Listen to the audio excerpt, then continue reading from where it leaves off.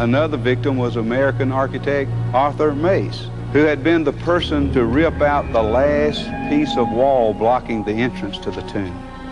He died in the same hotel with the same symptoms as Caravan, feverish and in a sudden coma.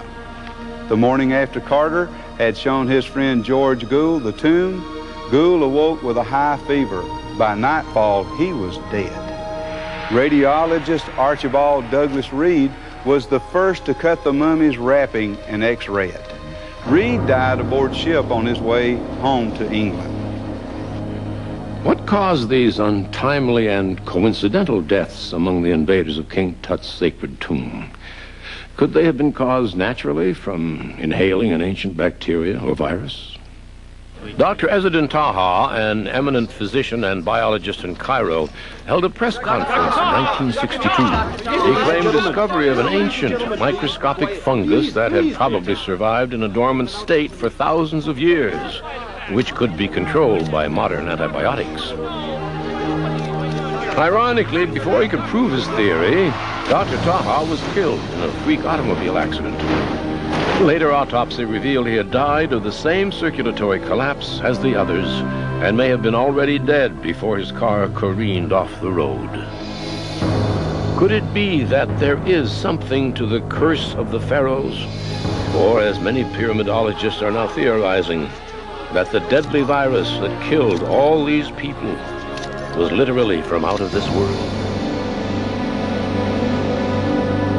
Could a Stone Age people have built these pyramids that cannot be duplicated today?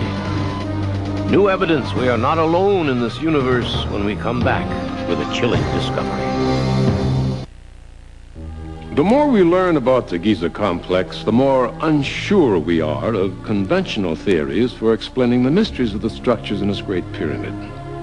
If conventional theories do not explain the purpose for the pyramids, what do more contemporary theories have to offer?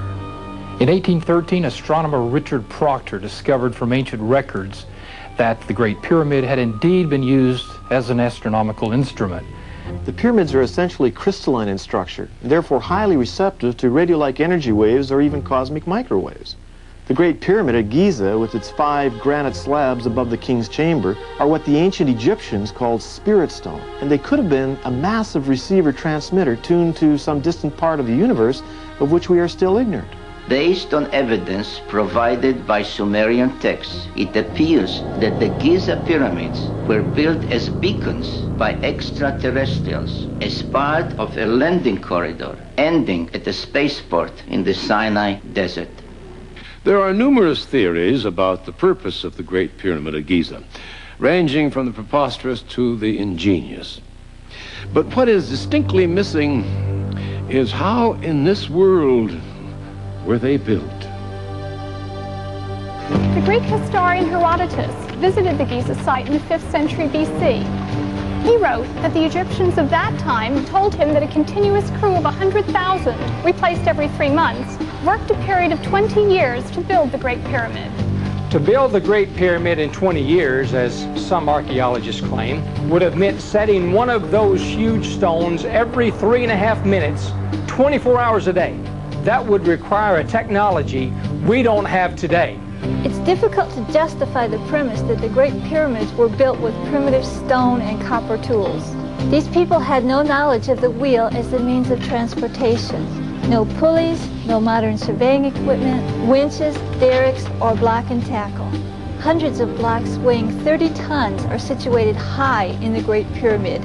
The only mechanical devices that they had were the lever, the roller, and the inclined plane. But setting the stones in place was only one of the problems. Bringing the stones from the quarries to the construction site was an equally imposing task. They were moved on huge sledges or pulled across a bed of rolling logs. Those stones that came from the distant quarries were barged downriver to the site. A great causeway led from the river landing, and the stones were moved up its mile length.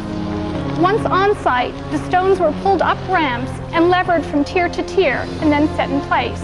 The process was incredibly labor-intensive and perhaps the greatest single effort of men working together to accomplish a dream. There is a widespread general belief, which Hollywood has helped to promote, that hundreds of thousands of slaves were used to build the pyramids. Nothing could be further from the truth. The Egyptians of the 4th dynasty were neither a formidable military nation nor a very aggressive one. But even if they were, there were not enough potential slaves within a 5,000-mile radius to have supplied the workforce needed. The generally accepted academic viewpoints are divided equally between the rollers and the rampers. These two theories are being taught in the schools right now as facts, when they're not even substantial theories. With the Ramper School of Egyptology, we are asked to believe that a mile-long ramp was built, rising in slope as the pyramid increased in height. Actually, it would have required more effort to build the ramp than to build the pyramid itself.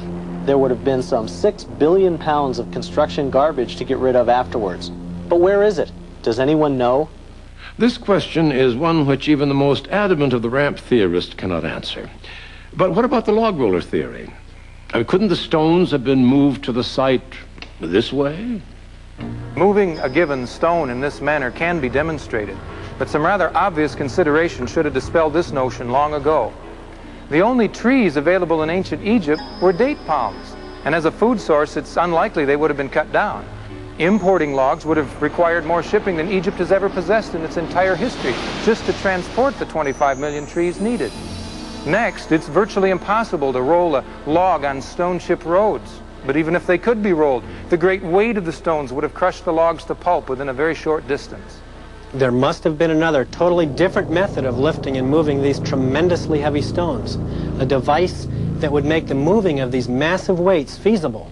However, we know of no such device available in ancient Egypt. The Egyptians were not the architects nor the builders of the Great Pyramid.